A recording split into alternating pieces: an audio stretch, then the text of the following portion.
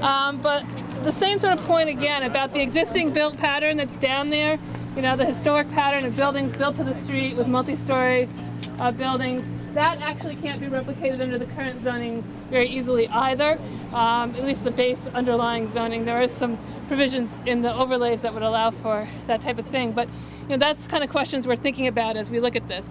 Should we be making the zoning sort of fit what's here, and should that area that has that development pattern be allowed to grow out a little bit further?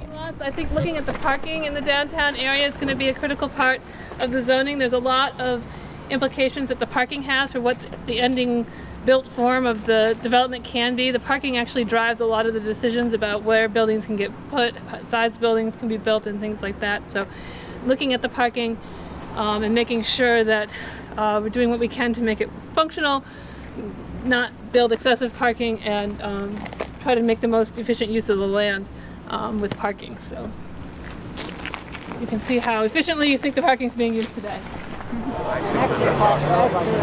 Dance class that he goes to, which is really So I'm going to try to talk in between trucks. So just here on Bonnet Street, one of the things to think about is where the residential and the commercial zoning are situated. Should there be more residential or should there be more commercial on this strip? Those are questions the Planning Commission is going to be thinking about.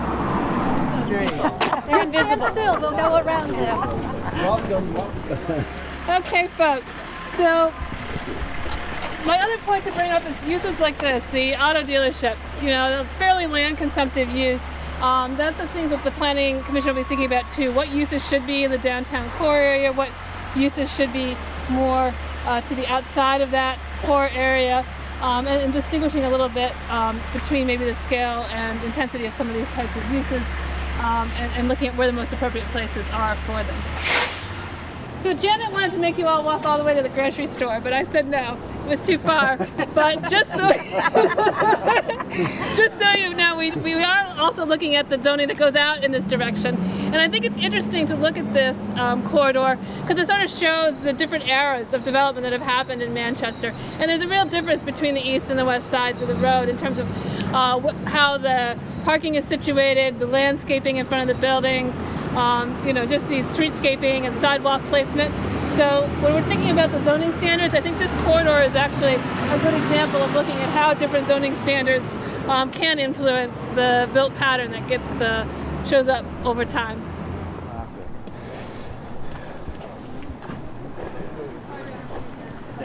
So just wanted to pause here and think about the residential neighborhoods that extend off this direction behind Depot Street, and we'll see that again when we come around on Center Hill. Center Hill, thank you. I'm working on my street names. And you know, thinking about the densities of these neighborhoods, do you want to encourage infill? There's been a lot of discussion of the need for more affordable or workforce housing. These existing neighborhoods, to what extent do you want them to sort of stay as they are versus is there opportunity to have a little bit more housing occur in these already developed residential areas? So those are questions the Planning Commission will be thinking about as we work on the zoning as well. Get our group back here. This was the first spot I could pause where we weren't in danger of being run down by someone desperate to shop. But I did want you to think about, as we're walking along in here, the parking lot situations. You know, how much parking is there to building area? Is there opportunity for infill in some of these parking lots?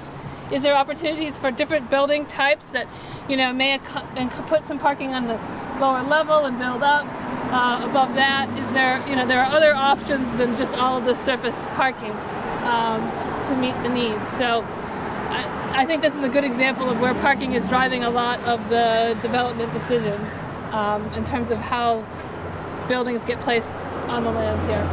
So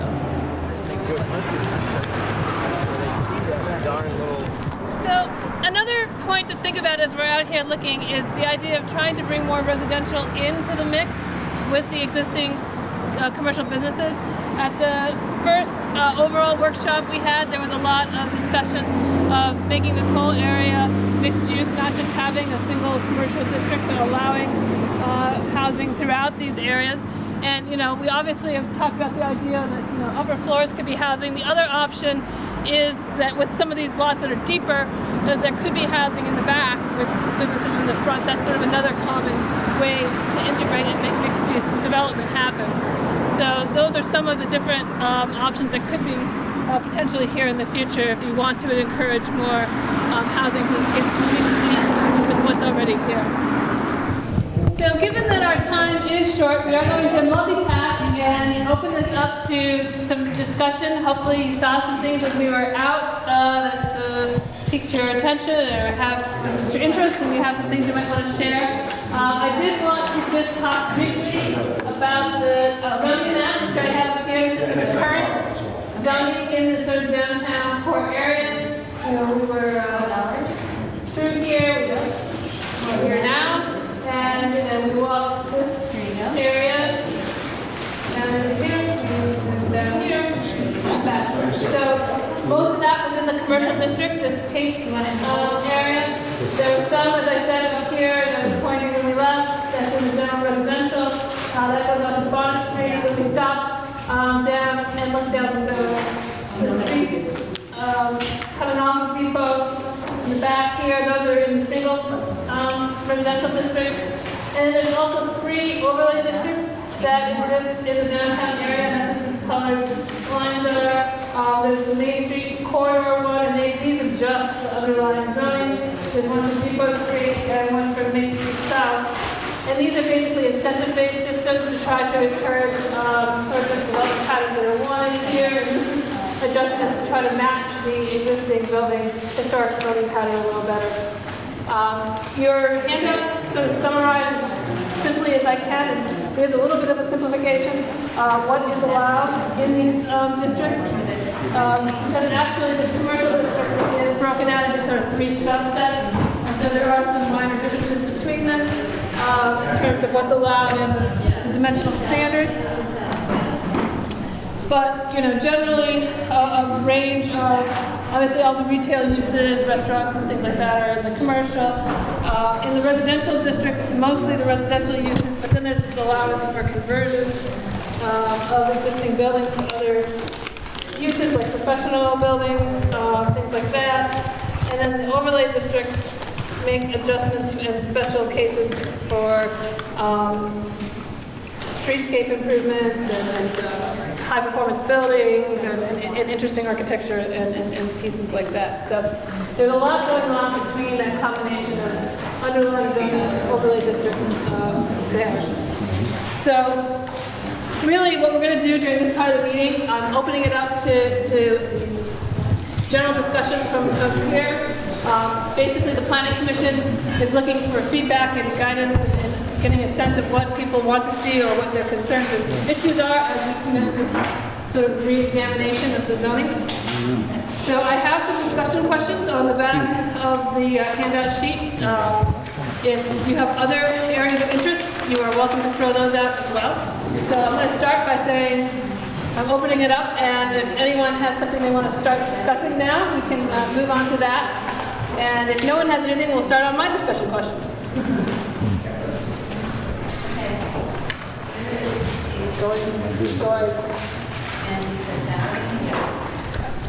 So, I think we stopped. Oh yes, go ahead. Great. In the very center there around this rotary, there's no parking for some of those buildings. And my understanding of the parking is that you have to have so many parking spaces per square feet. How is that handled now, and will it be changed in the future? The buildings don't have parking. It's all in that. Some don't have it. The yogurt store. Like this. And it is wrong with the pump. So, The Kimball Market building? I parking down below.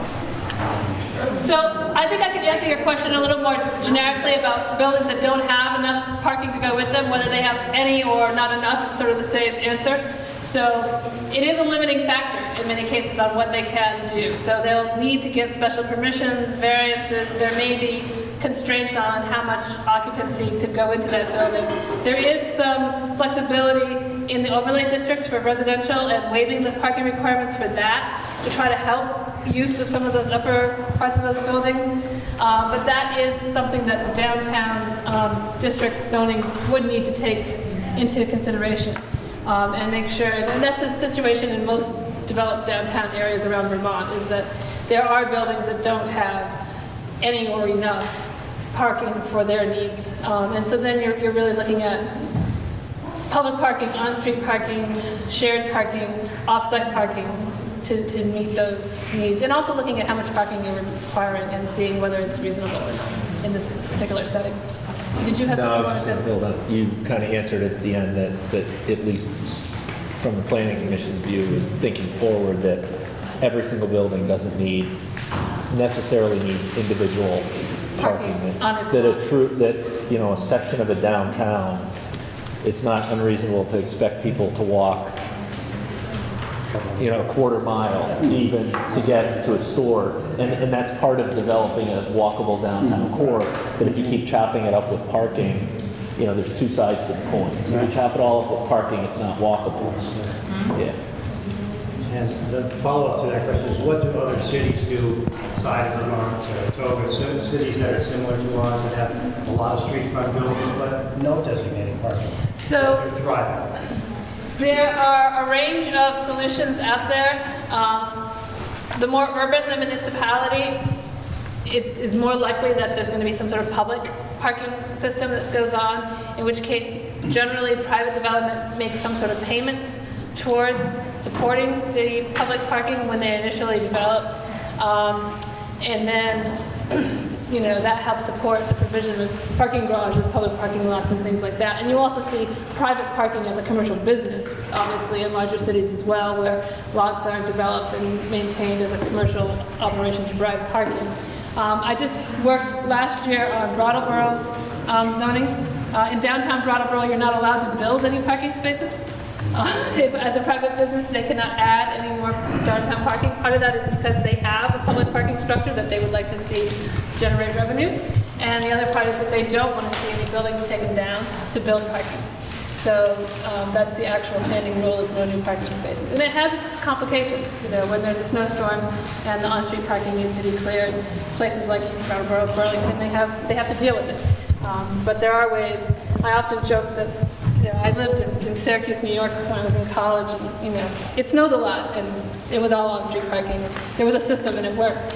In Vermont, it seems that the belief is that you can't possibly park on the street because it snows in the winter, and you have to be able to clear the roads, so, approach. Specifically, in the core areas, in the commercial areas and some areas, there's ordinances or there's wording that there should be some type of architecture or finishes. The town prefers wood clapboard or it prefers a slate roof, and so there's kind of amorphous kind of guidelines there. And I'm just wondering if we should think about tightening them up a little bit, or maybe taking certain sections and really designating them more historical in that they should meet certain parameters. We have done a great job in introducing some of the old-fashioned lights and through the parks and so on. And unfortunately, sometimes it comes down to who's applying for a permit, or who has the money to put the slate roof on and who doesn't. And I think that has to be tightened up a little bit. A lot of times colors are approved, and sometimes now you have the marble mill, and you have the building across the street, and all of a sudden you have a little yellow border there, because now there's some yellow, and then there's some blue, and the Brunswick new building is blue. Now the one two over is a very similar blue. I don't know if that's good or bad, I'm not great with colors, but to me, the question is, should we tighten those up? Should we designate them more so people that are making decisions can say yes or no, or not how much money you have, can you afford it, and maybe designate a real historical district, some kind of core area there or something. Okay, that sort of gets to the number 8 discussion question that I have in here, which talks about the design review, which I think is partially what you're getting at, and thinking about how that process would interact with the underlying zoning. And that's something that if the underlying zoning became more specific and more detailed, maybe the design review would not be as critical, particularly for smaller things, because there would be standards, to deal with Easier for Janet to approve immediately, and Yeah, so there's- easier for the person, the people going in. You know, when you buy a property in a certain district, you should be aware of what the requirements are. Yes. And I know some of those are forwarded, but we should make sure that people, maybe as part of closing documents, when they go with their lawyers, here are the closing documents. You are in this, you know, maybe we don't want to become a village, we don't want to become Westport, Connecticut, but if that was tightened up a little bit, I think that would help.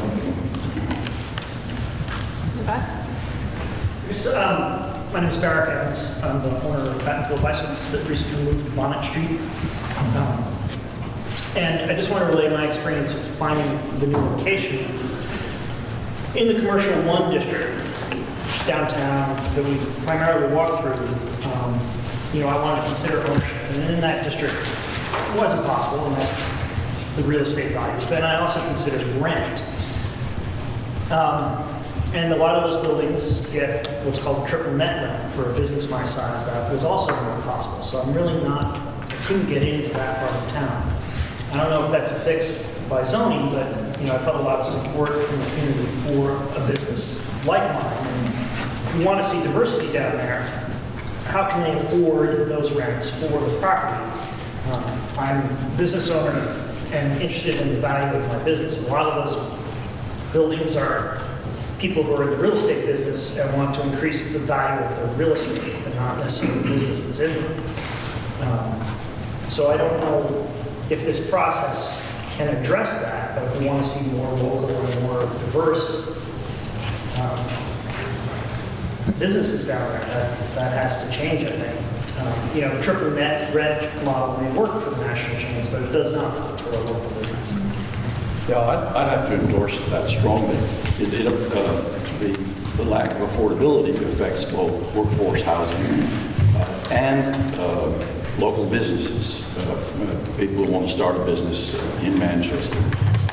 So any new zoning, I think, should be designed and effectively vetted by those zoning experts who know that this will encourage the kind of building that would allow local people who aren't major, have strong funding for major kind of development, allow locals to afford the process and building.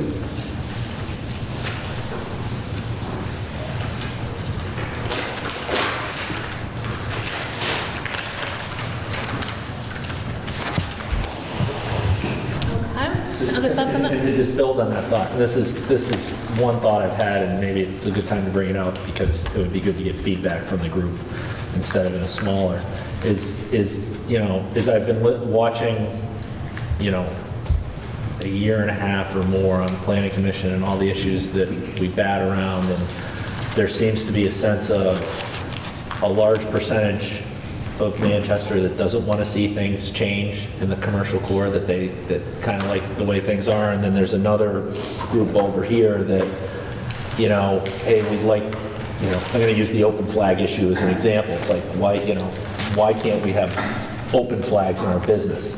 And I'm wondering if there's not an opportunity as we go through this change to somewhere, and I don't know if arts district is the right way to call it, but a different district that kind of has the Manchester hot glass and the golden trout. And I'm using like does the depot get designated as kind of a whole different type of district and allow different businesses to thrive there? And I don't know exactly how you would rate the zoning laws, but that may be less restrictive than, all right, you know what, we create a separate commercial zone down in the depot district, and it's more geared towards those businesses, and you know what, they're allowed to have open flags there. It has a completely different feel from the rest of the commercial district, and I don't know if that, you know, the commercial zones, and I don't know if that's the right place to do it or how you would go about doing this.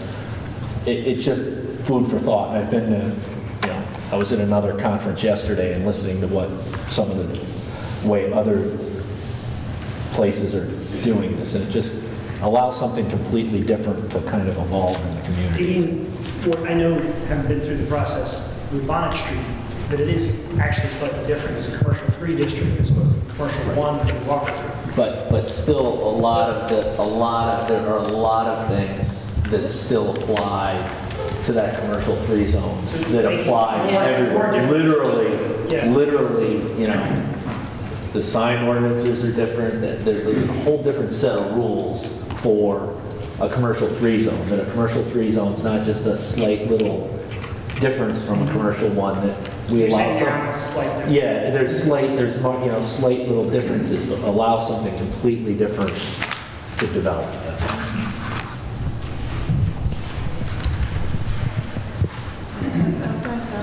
Talked a little bit about the districts.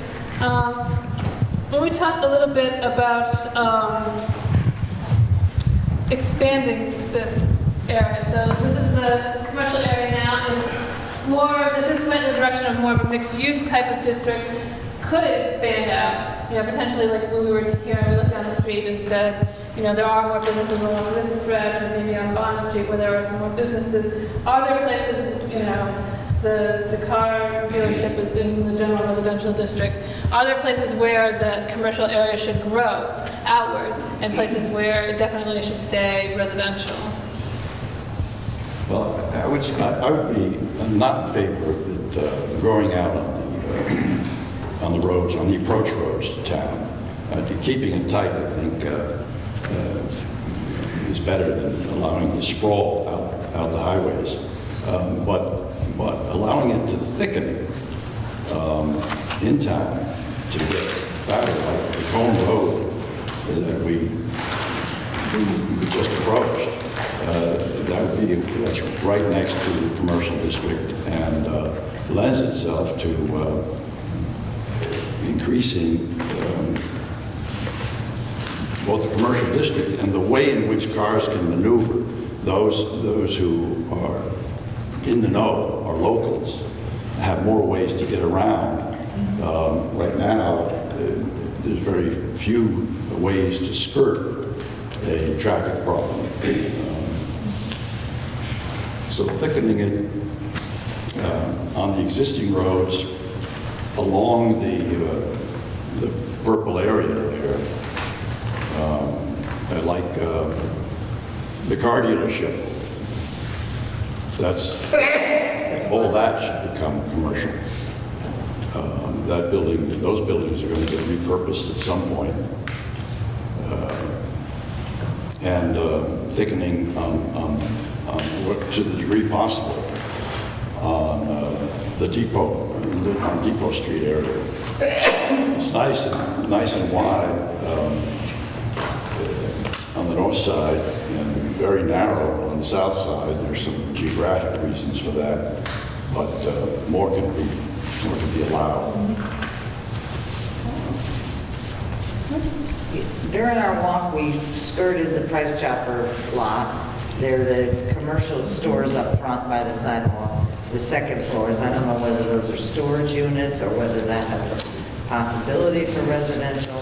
We also have the Price Chopper building, I think already approved and ready to go for demolition and rebuilding. So whatever we do here is going to have no impact on a major piece of property in town. So I, kind of wonder, but I mean, is that residential allowed above those shops? Yes. Is there incentives for residential to be there? We keep talking about residential downtown, but I don't know what the incentives are there. There are some for the corridor, the center corridor overlay, the residential. And Janet, I'm trying to think. Yeah, there are lots of incentives. They rarely get used except for the very big projects. It's not,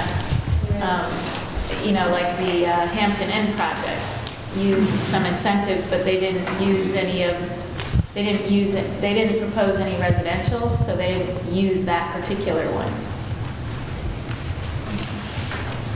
So if we look to commercial and residential, like when we walk in town, we would say first floor would be commercial, residential above. Now, anyone that's married or lives with someone, that means there's 2 cars. So if you have residential in this area, besides the, Columbus Day weekend people not being able to park, having residents come home and park at their own homes. And then if you do have more residential above commercial in the existing zone, I mean, there's always, when the way the economy has been in the last few years, there's always space available in town. There's always commercial space somewhere. But let's say everything gets great in the future and we're booming again. Now, there's a need for commercial. Now, all of a sudden, are we saying now we do need to go into the residential neighborhoods? So taking away commercial space for residential, is that pushing us forward to go into the neighborhoods then? If the economy gets great and there is a need, and someone comes into town with wanting to do a business, that I think needs to be either discussed or try to figure that out. I don't know how many people are landlords around here, but let me tell you, enforcement is a problem in Vermont in terms of rental situations. And I certainly wouldn't want to be in a business and have just anybody renting above me. You'd have to be very careful and selective for security and liability.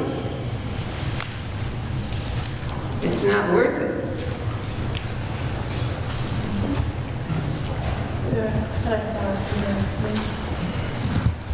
So another option to think about here for my discussion list is to think about the height of buildings. If you did want to get more residential in, going up is obviously the way to do that, and to get, those upper, second and third, even maybe a 4th story, probably would be about what you would be thinking of in a community the scale of Manchester, whether that is something you would want to see. Right now, the heights in the commercial district tend to be in the 30 to 35 foot range, the maximum height, which will get you 2 stories and a pitched roof, but it won't. No, I think we should go at least to 3 stories, in some areas perhaps 4 stories, but in conjunction with allowing significantly greater footprints, because right now the size of buildings, as Sylvia points out, to put in a couple, 2 or 3 rental units, to get involved in the headaches involved with rental, it's not a big incentive. But I happen to know one person who's looking to build, to see for opportunities of building an apartment complex, and there's very little opportunity for him now. But if we could encourage larger buildings that go higher, so that it would either be condominium or rental units or a combination, that would benefit the downtown enormously.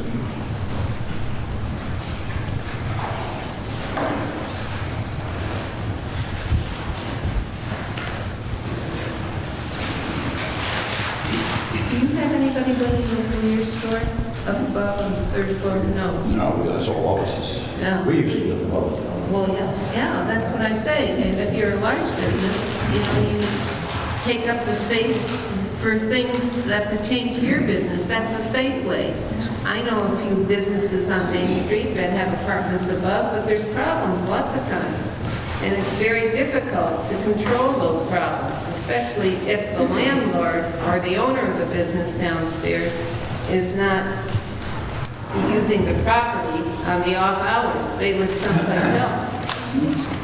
Can we get away from thinking about square footage, thinking about functions that we want to allow in particular areas? You have some thoughts on that? I'm not sure how you do that. But sometimes we just get limited because we say, this is the only square footage you have, but this is what we want to do. Right. And the two don't match. And Brandy, could build on that, and this goes back to the question about, will we ever get to a point where we need to push the commercial zone out? Do we really have an understanding, if we were fully built out in our commercial zone now, what percentage of a full build out are we at right now? Because my suspicion is that we're not even at 50%. I would suspect it's low too. It's really, that we're really low And Just in terms, because we have a lot of single-story buildings where we're allowed to have multi-stories. although your parking is going to be a major limiting factor. Right, parking's a part of that too, Yeah, but just parking. understanding, I think that would be helpful to have, if we don't know the exact number, to have a better understanding of where we were. Well, that's quite the task, and I don't know if that's something the Regional Planning Commission has ever done for you guys, to look at doing a build-out There analysis. was a build-out analysis, yes. Well, as I said, do we know? We probably have the answer, probably asked before. Speak over there, Jim. But yeah, I don't know if it was comprehensive for the whole commercial district, but I know that that's been looked at. Well, build-out's going to be significantly influenced by the zoning. So any study, if we're going to do another study, it would have to likely want to be current zoning, and with these changes, then Yeah, what you can would do be it in allowed? comparison. Yeah. And on the comment on square footage, it's impossible to consider the functions without some significant discussion of square footage, because some things are just not going to happen unless there's sufficient square footage. How many empty storefronts do we have now in town? Why aren't they filled before we start building or developing further? Well, there's always going to be cyclical turnover in what's occupied, but with the question we're faced with now is looking zoning, so we're really not thinking about the immediate short-term outcome. We really need to think out over 20 years what you want to see, in the direction you want to see things move. And, Ed had said maybe a 3 or 4 story building. You have to watch. I've been in towns out west where they brought the residential in, and they did it above 2-story buildings, now became 3 and 4-story buildings, and now Main Street was like a canyon going through it. So picture like the renovation that they're doing where the old bank was. Now, if that was 4 stories, the whole length of Main Street there, it would be very boxed in. So I think in the zoning, maybe they should try to figure out what areas can have such tall buildings, because, if you're living across the street from a 2-story building, and now you're living across the street from a 4-story building, you might not be getting the sun in the morning anymore. I know it sounds silly, but, I mean, I've been, like I said, it can become very canyony on short lanes like that. I don't know if that's something that should be considered also. Well, if it's too dense, you're going to have to put first-floor parking in on these buildings. And that's something I was going to talk a little bit about too, is the idea for some other options on the parking, and sort of that first level or slightly under the building parking, or is there as an option, And the zoning right now allows for a lot of flexibility and interesting approaches to the parking, but it doesn't mandate any of those things. And some of the uses have pretty high requirements for the number of parking spaces, although you also have the flexibility to reduce those. So the system really could be simplified, and then you could make some decisions about really trying to mandate some shared or... And some of our walks today took us through parking lots that really require some maintenance. I mean, the holes are atrocious, and I think we should look there in terms of spiffing up things currently to have those parking lots repaved so they'll be used more effectively. More generally speaking, what are some of the incentives or disincentives for businesses to come here, for smaller and larger businesses? Can you list that for us? Not off the top of my head, no? I'm sure you will. The zoning ordinance doesn't give businesses incentives to come here. But they do disincentives. They do what? They do discourage people. The zoning ordinances do discourage some businesses from coming. Like, that was my first question. It's like, some of these buildings on Main Street, they're pretty nice buildings, but they only have a couple of spaces of parking next to them or whatever. But if somebody wants to put in a cafe that requires a dozen spaces, It doesn't actually. There are provisions for use of single-story buildings throughout the downtown, and you don't have to, first-story uses don't have to provide parking in the core. Right, well, that was kind of my very first question. That's already in there, so if that's what you mean by incentive. But I wouldn't say I guess it is an incentive, Right. but Because when I that's talk to- already in the ordinance. When I talk to prospective business owners wanting to me, this sort of first question, what's the parking lot? Can I do it? And will the town let me do it? And in all the different zones create. It's complicated, yes. And that's part of what we're trying to do. If there are all these overlaying districts, and it's some of those overlays that exempt parking in the first floor use. So simplifying our ordinance so that people understand that that is there and that you don't need 10 parking spaces for a store on Main Street, on site. But yeah. But So do they part have of to this, designate that they would, got some parking from some other parking lot through some agreement, or they can just say, I have a cafe and I'm open? as I said, it's complicated. There are various, and as Randy alluded to, there are all kinds of sort of ways to work with around the parking issue. And maybe we can simplify that. But those things are in there. It's just a matter of figuring out where and how to take advantage of them at this point. Let's try to make it simpler. Right. I mean, just an More example, understandable. one of the nicest buildings in town, the Kimball Mark building, he's got, 4 or 5 spaces, and he's really kind of, my conversation with him anyway, he said that he's really hamstrung from the parking. He didn't understand the zoning for his building then. That would make a nice apartment there, right by the pond. Or nice. I think he probably meant from a functional standpoint, he's limited, but from a zoning standpoint, he's not. I mean, they're not gonna say, oh, you can't do this there. He's probably saying, hey, only 4 spots, how can I open up a tavern? Because people want to park Right at the there. tavern. So from a functional standpoint, he's probably limited, but from a zoning standpoint, he's not. Okay. I think that parking is, we're talking a lot about parking, and I think it's a very important issue, especially in downtown. But we're also talking about mixed use and housing. When I think of affordable housing, I'm thinking more of families, and that would be, to me, more on the outskirts. I don't know that families will desire to live in the downtown area. So I guess I'm throwing out there to try to distinguish what type of housing we're talking about. Are we talking about apartments for the young professionals or couples? Or are we talking about families and children and... Probably in the core of the downtown, you're probably headed in the right direction, that it's, 1 and 2 person households, maybe a few really committed, maybe the short carrying couples will tackle living on the 3rd floor of a downtown building, but that's certainly a demographic that's growing, whereas the family with children demographic is not.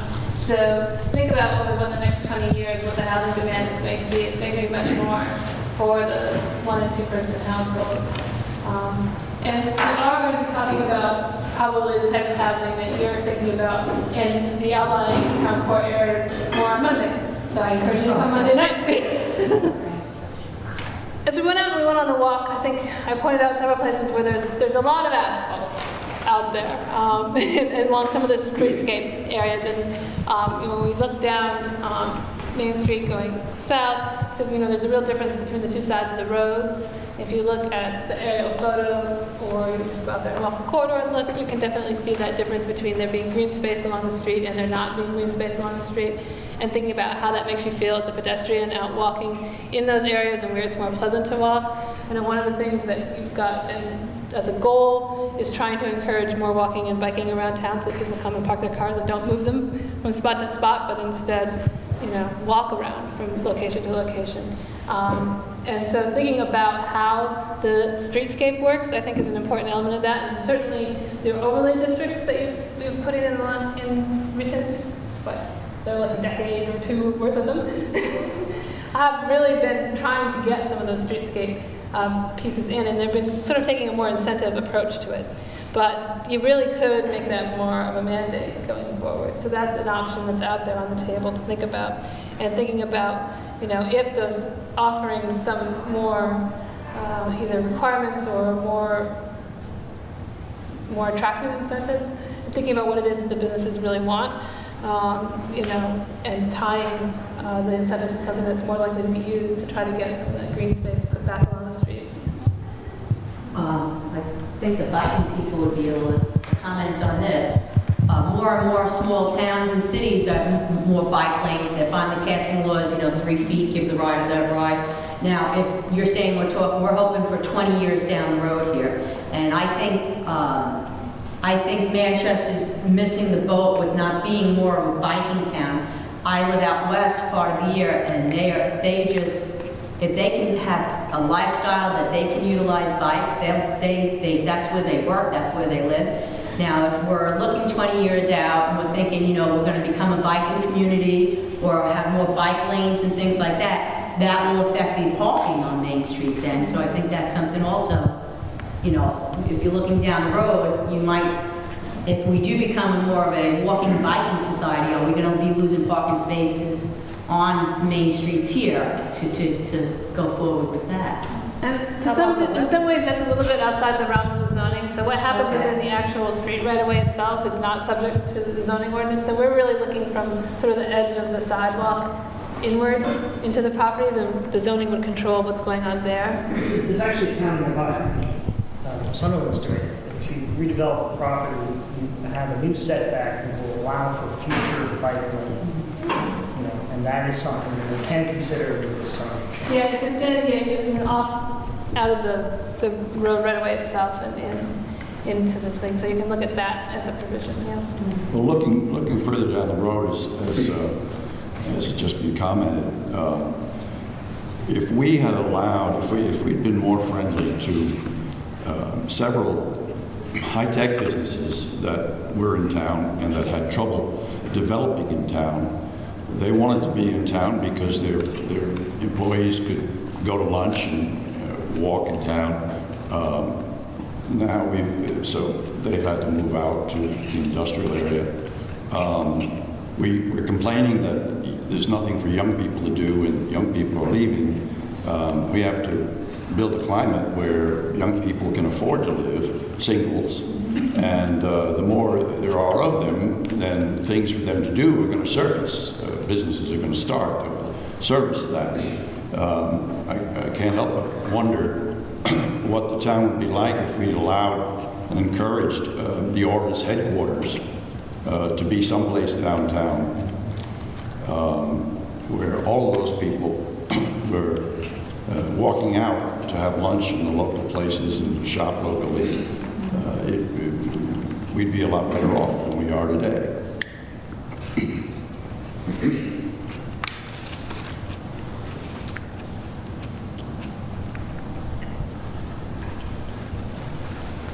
You know, you talk about Orbis, but they have that big field between what used to be the jelly mill, I don't know what they call that, the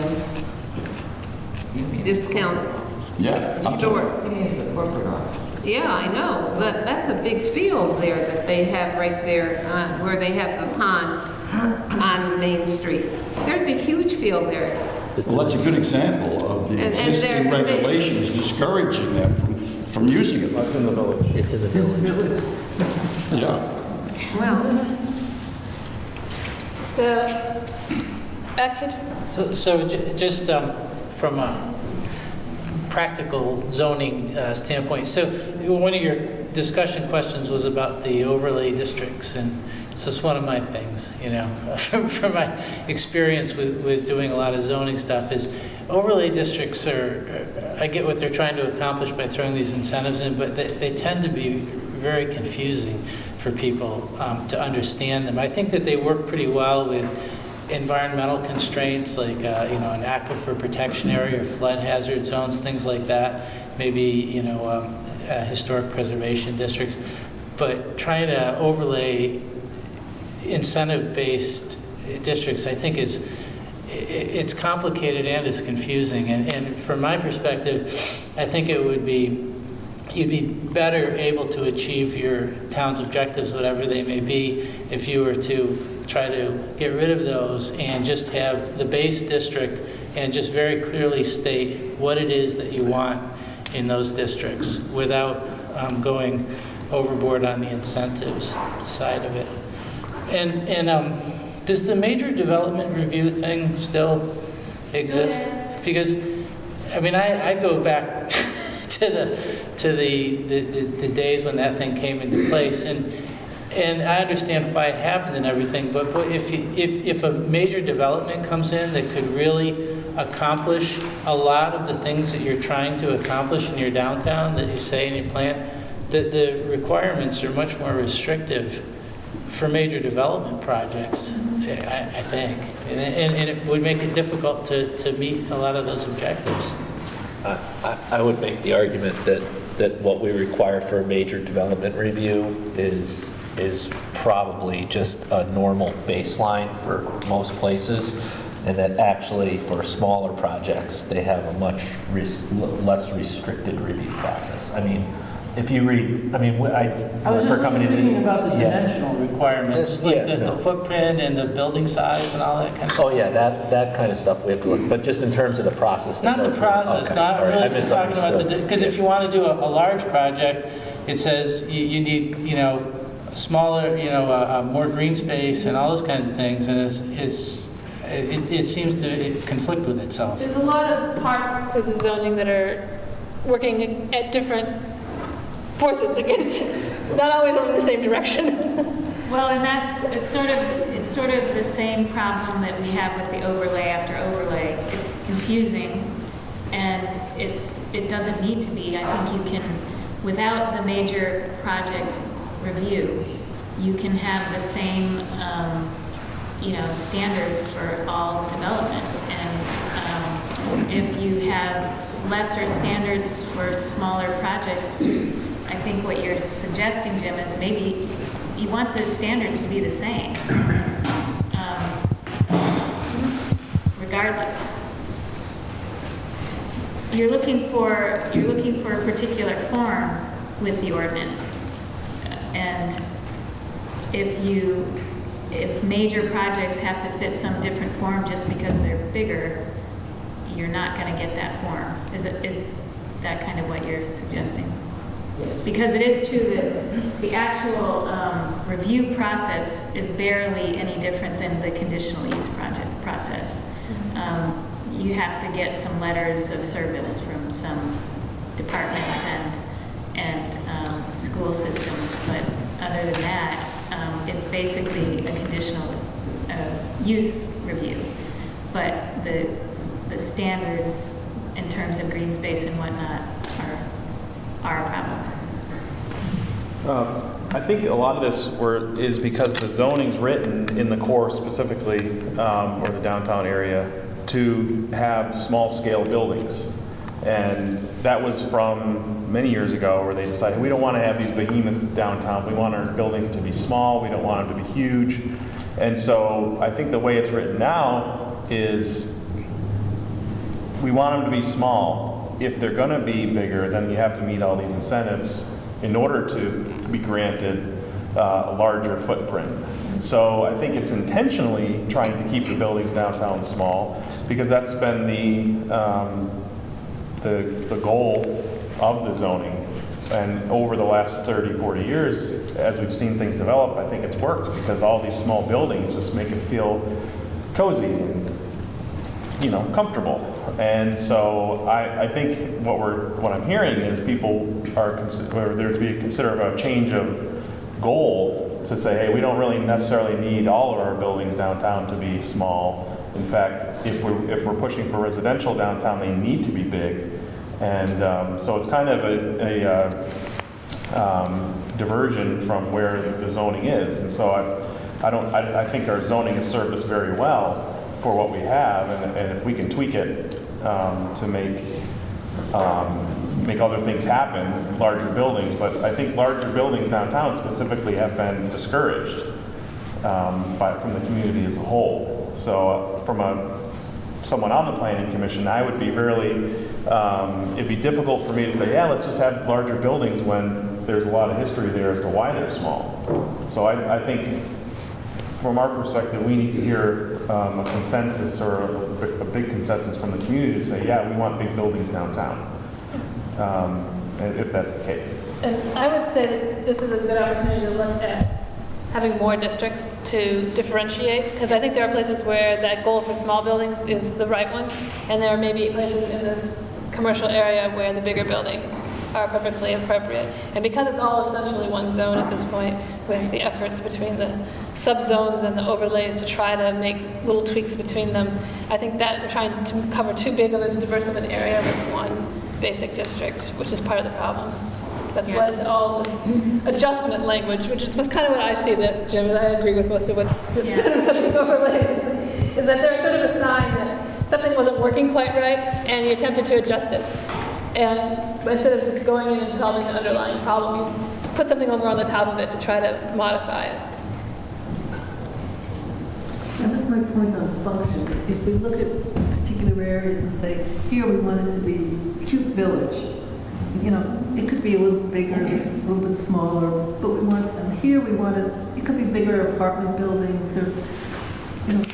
Well, I think one of my concerns is if we're going with these larger, if someone's going to be in it to make money doing a mixed-use residential commercial building, they're going to try really hard to keep the costs down, which is going to mean inferior materials, inferior construction, and I don't think it's going to be essential that we keep the standards up to what they are for what we currently have, and not just have someone coming in, you know, squeezing as much out of it as they can, and then we have something that's not. And then it's up to the review process to make sure that that doesn't happen. But it just needs to be something that's strengthened, I think.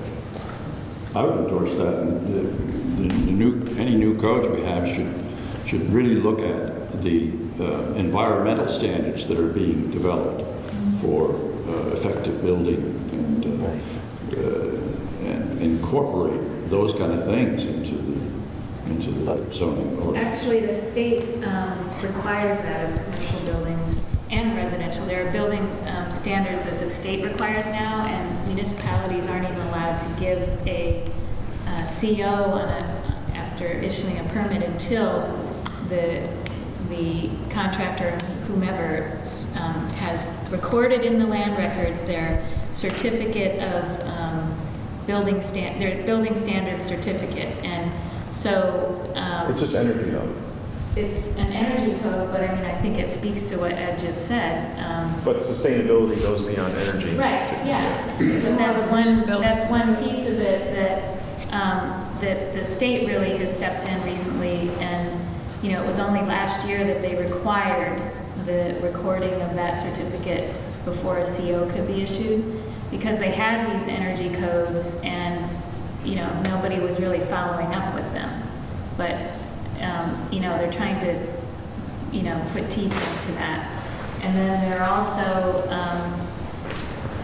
for river corridor issues and flood issues, the state has also required, you know, more stricter standards around. And stormwater too. Yeah, and stormwater now. So I think that's another piece that definitely the modernization of your regulations are overdue, and looking at those pieces and how they integrate into the downtown too.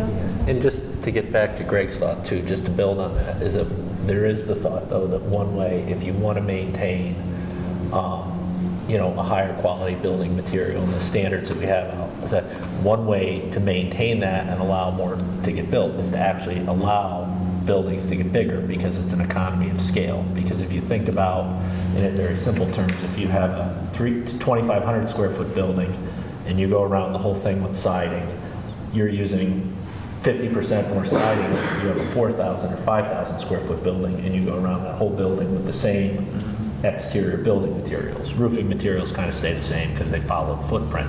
But there is, you know, there is a way that you can actually, and I always use Saratoga downtown as an example. I mean, they have pretty high quality buildings throughout their downtown, but they allow the footprints to be a little bigger.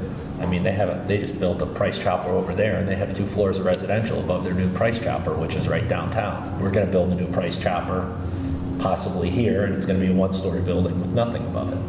And so who's figuring it? I mean, they're already providing solutions to what we're trying to figure out within their code, and they're very, to your point, we've done work over there in the past, so I understand it, is they have very specific, from here, their zones change really quickly, and they might only be like 2 blocks by 8 blocks, and then you're into another zone, and they've really figured out how to really structure what they want their one community. of the earliest adopted form-based Right. codes around here. So there's actually been quite a bit of development under that, so you can sort of see how it's working. And that's why they have residential over the grocery store, because they said you had to do They it. have Not because the residential grocery over- store volunteered. No, because they said, you're gonna do this. You have to do it that way. And, yeah. Yeah. I think it's all right to have this, whoops. No, we got somebody back here. Generally speaking, the attitude of the public has changed. You know, I've been here for 27 years, and when we first came, there were no outlets. And the attitude was like, oh God, we don't want this commercialization of our Main Street. And that's why we have this small building concept, because it was very strongly opposed by a very vocal group. Whether they were majority or not, I can't say, but I think that group is smaller anyway. It doesn't have the same kind of voice that it did, and perhaps some of its opinions have changed. And I'm hoping that the zoning rewrite will take into some of those revised considerations that the public has, that we will allow some bigger buildings and maybe not have such stringent parking requirements that, in my opinion, do discourage some of the smaller businesses. As Barrick Evans says, it's almost impossible to put a small local business downtown because you just can't afford to do it, or the zoning restrictions are hard. And then one last thing I want to add, and then I have to run, is there was a gentleman here who left. He's advising the board to make all these really nice things. We have to have slate roofs. I'm interpreting what he said a little bit. And we have to have all these different kinds of trims and things. Well, when I asked that guy, who's going to pay for that? You know, those are expensive things that the zoning board and the zoning people ask for that are not really considered when small businesses are trying to be in town. I have to run. Could I add to that discussion of the small buildings? Because I worked in Manchester from 27 to 30 years ago, so I think I left early. And you know, I remember that one of the things that really drove the building size was some of the recent development at that time in the mid to late 80s along Route 7A South. And that kind of drove the whole building size discussion for the whole commercial district. As you mentioned, Brandy, it's one size fits all that really doesn't fit all. But I think that the intent back then was recognizing too, you know, there's Manchester Village, and there's a real village center hub with the Equinox, and then there's the historic downtown of Manchester. And that section of 7A, I don't think anybody really wanted that to like cause those areas to merge. And so, at least visually, since a lot of those buildings were converted to retail stores and other commercial buildings from residential, they kind of wanted to keep that residential scale along that 7A corridor. But that may very well make good sense there, but it certainly doesn't make sense on Depot Street or in the middle of the downtown area. So, I mean, there's very good reason for why they did it, but maybe it was applied imperfectly over the years. So Anyway, I just want to say something here in reference to what we're talking about. We might be a little premature in some of the things that we're talking about. We've got 4 big projects coming up. We've got the development of the PNC property that hasn't transposed yet. We do have the Kilburn,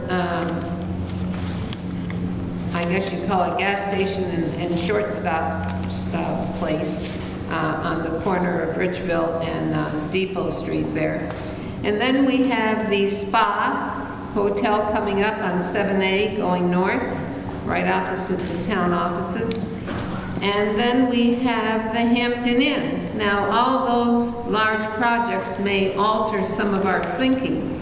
Plus, we have the expansion of the rec park, the Dana Thompson Memorial Park, with those extra fields.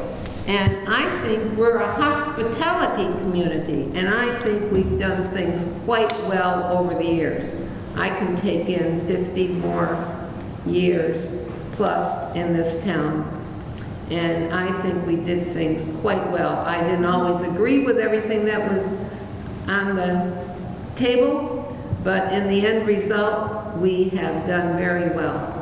And I'm proud of Manchester and their development. So just to get a better sense of what the timeline is for the project, like I said, we're changing the zoning. It doesn't apply to those things that are already coming through the development pipeline. And we really should be thinking about the long view, right? This 20-year idea of where you want to get to at least. And then the timeline for working on the project, is going to be next spring by the time there's a complete draft and, we're ready to start going through the adoption process. So we're really looking at a year's worth of work in this reconsideration of the regulations. And, until that point, when we go through the process and they're adopted, that's at the point at which they start to become applied to projects that come in from that point on. So that's sort of the timeline. And I would say, I know we're getting down close to when we said we'd stop. There's one topic we haven't talked at all about, and Janet, maybe put it on this list because she said it was the one thing that everyone wanted to talk about, and that's signs. And a lot of them wanted to talk about it. I did want to say, does anyone have anything they want to say about signs? We haven't talked about that at all. If not, we've really hit a lot of the topics that we have Actually, here. we did, Todd mentioned it, and when he said maybe there should be something like an arts district where the sign ordinances are completely different and would allow for open flags. And so we touched on it, but that's sort of, in the year and a half that I've been here and the Planning Commission has been working on ordinances, that which has gotten the most attention has been the simple question of whether or not to have open flags. And sign issues are the ones that I get the most complaints and calls about. So, so that's, that's why I brought it up. And it's been talked about often, and too often. This isn't about signs, but I wanted to follow up on a comment that you made on the walking tour when we were standing looking at hand and saying, is this really a use? I know there's divided thought on this. Is this really a use that should be in the downtown core, or should it be pushed out to the edge of town, a use type? I just want to say that I think that where that car dealership now is probably the ideal location in town for it. For a couple reasons. One, if you start pushing car dealerships to the outside of town, all of a sudden our corridors in and out of town are going to start to look a lot like Rutland. Because when you push a car dealership out, they get big street frontage. And one of the advantages of where it is they actually have a very small, tight frontage. And that the majority of that lot is hidden behind other uses in the community. And just the fact, I think it's kind of, I'm not saying that the architecture of the building is great or any of that stuff, but that you know what, you don't really see much of hand motors when you're coming through the community now. So in some ways it's a great location for it. And that if we were going to say, well, it's not hand anymore, but if we wanted to push it out of town, do we understand what it would look like, say, headed north out of town on 7A, or going up towards the main highway? Because I think it would take on a shape or form that we would probably be less. But I think that point can come back to you've got the car dealership one, but there's other sort of similarly I would sort of classify as land consumptive uses, maybe like lumberyard, building supplies. Sometimes plant nurseries can get a little land consumptive, depending on how much stuff they want to end up spreading around outside. So thinking about some of those types of uses, and the car one is interesting because you've allowed that as a conditional use in the downtown. And while the one, I kind of agree with you that it's kind of stuck in there. It isn't really that obvious and offensive, but theoretically there could be more in that district because it's allowed conditional use. So I think that's a good question to think about. It's always a challenge to figure out, particularly the automotive-oriented uses, where to put them in relation to the downtown. There's that push-pull of not wanting to push it all out to the side, but then also wanting to stay pedestrian-friendly downtown. So it's a challenge. Where I'm confused on this process is that we don't seem to have a goal. I mean, you talk about 20 years out, but shouldn't we be having some sort of a goal that says we would like to continue to look quaint, we'd like to stay more like Woodstock Stowe, or we'd like to get bigger like Bennington, or what? Well, technically, you do what have do a we goal. want to do? You do. You have the town plan, and essentially the zoning needs to implement the goals of the town plan. So those are the overarching goals. And then there's some, the idea of streamlining and clarifying the regulations. That's sort of a secondary goal that's come out of the planning commission staff. Desire to make life easier. Right, so, no, there is, the town plan has goals in terms of. But how many people are familiar with it? Right, but that's where the ordinance has to take its direction from the town plan. So the town plan has those things in it. That's what the planning commission needs to be implementing. And this process is to hear from people, as we proceed through there.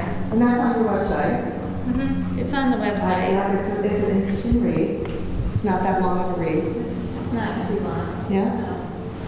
So, and it's, but that's our guiding document here. So there's some structural things. So we've got the overall framework of the town plan. The zoning regulations need to stay inside that. There's also statutory requirements that we have to stay inside. So there are some elements that guide what needs to be done. Since the last time your regulations have been updated, there have been changes in state law and statute and case law and such like that. So there are some things that have to be tweaked. We've already started that process with some of the recent revisions. So there's a little bit more to do to bring it fully into line with current practice. Before we move completely away from signs, though, one of the ideas that hasn't been discussed in one of these meetings yet is the idea of having something maybe like a master plan for signage. Instead of every single sign and every single change to every single sign requiring its own separate review, could we perhaps come up with some sort of structure that allowed for a sign plan and therefore not constant re-permitting every time there's a change?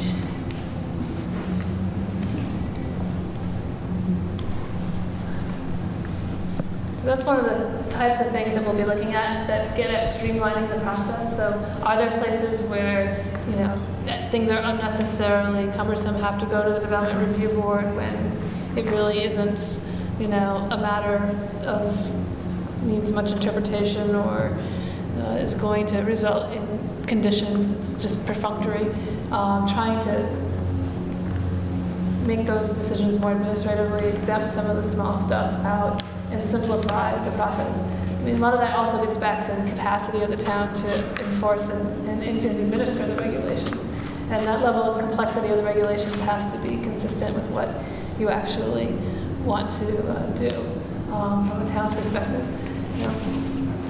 Janet can't go out and get every open flag, every open flag ever.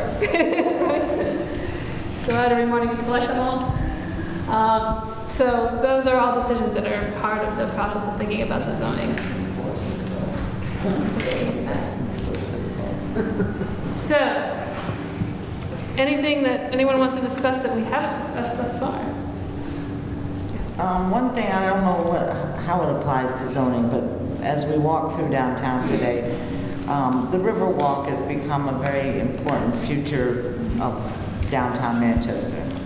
And how does that incorporate? I mean, there's talk about behind the old Factory Point Bank and all the way up to Kimball's building that things might happen there that would be great pedestrian ways. And right now it's pretty unsightly back there. But what can we do there? And the other thing that's been talked about quite a bit, but there's no action yet, and I don't know how there would be, but that awful old CVPS substation and depot, if we could get rid of that, we would improve the depot I think it's so Yes. multifold. And I think the town ought to make that a priority. Rather than put our money in the transfer station, they should put underlying wiring in town. That would make a Both of tremendous those difference. issues are somewhat side issues to the zoning, but they're not completely irrelevant, particularly the Riverwalk one. I mean, there is ways to think about in the zoning areas that do abut the river, trying to encourage buildings to be oriented to the river, to have access and green space along the river and things like that. And there are some other tools the town does have at its disposal, not the zoning ordinance, but some others to try to make provision for that Riverwalk to be able to be implemented over time. Regarding the substation, the planning commission is very interested in getting that converted, and we've several times over the last 3 or 4 years recommended that we do anything we can. We did get word from CVPS that they'd be willing to sell it. I think the tune was like $3 million.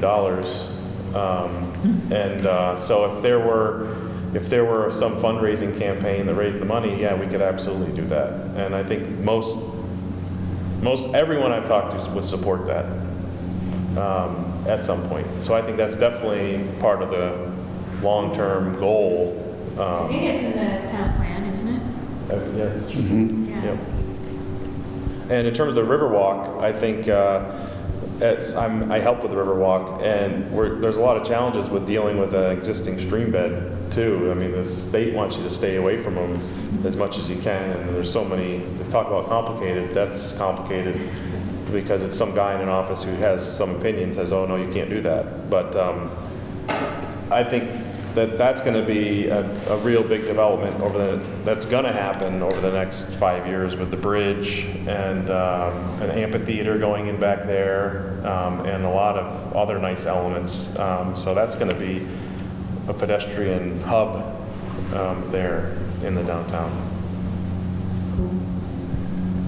Is there a ratio that you use for how much more commercial and how much more residential we need in town to offset one or the other? You know, I understand you try to get a big company that's going to come here and bring 100 jobs, and they'll say, yeah, we come, and then they say, well, where are our 80 people going to live? And we say, well, there is nowhere for them to live, so of course they move on to somewhere else. Is there a ratio that fits in? It's full of ideas on that, but the problem is that tax policy changes over time. And so you can always come up with what the ideal scenario is under today's tax policy, and then the legislature changes the tax policy, and it changes.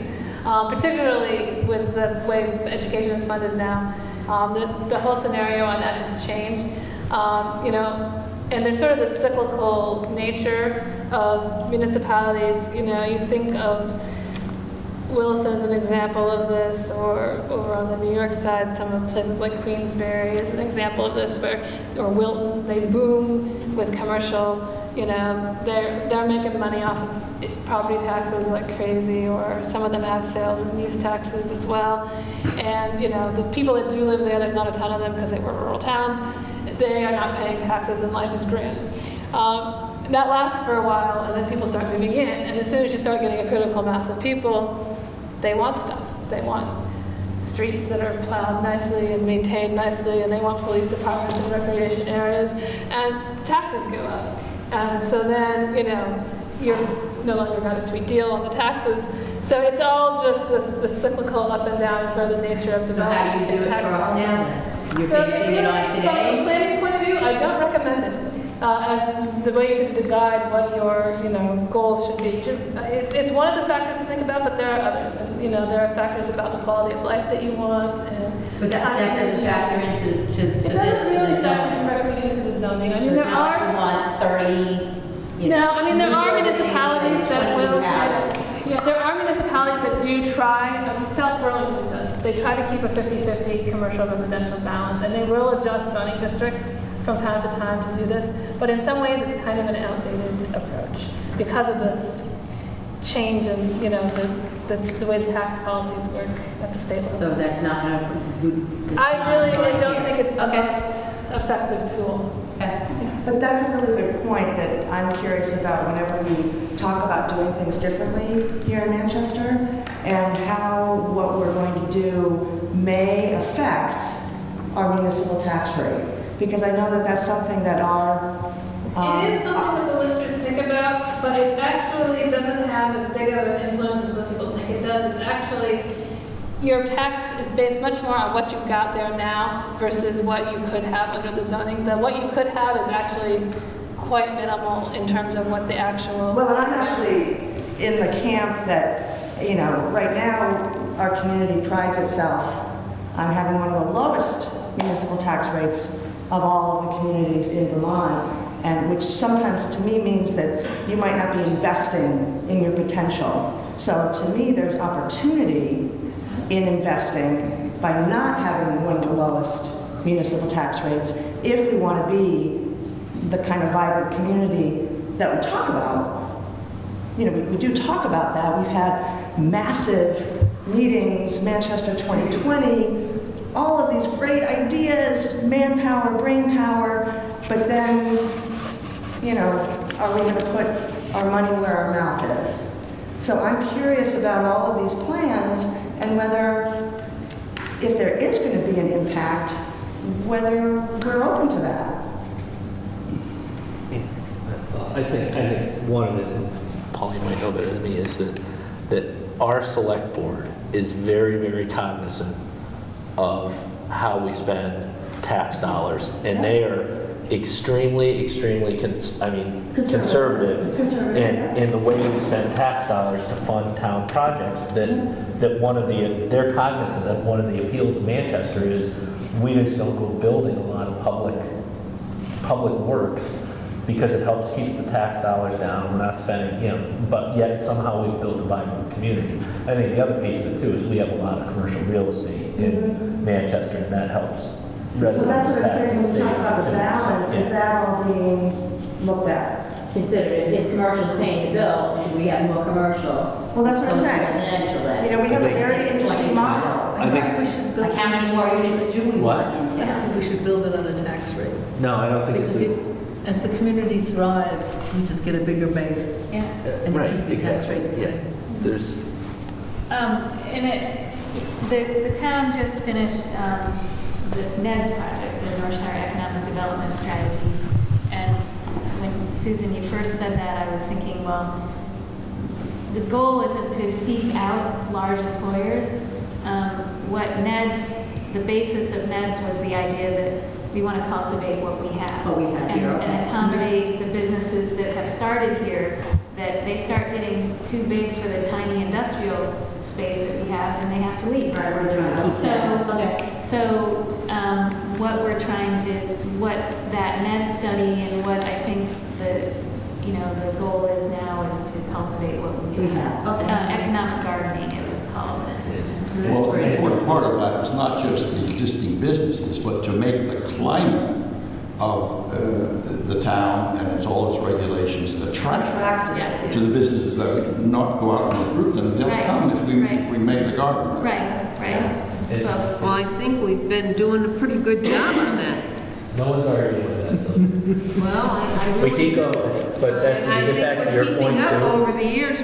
We've done a great job in moving forward with good judgment.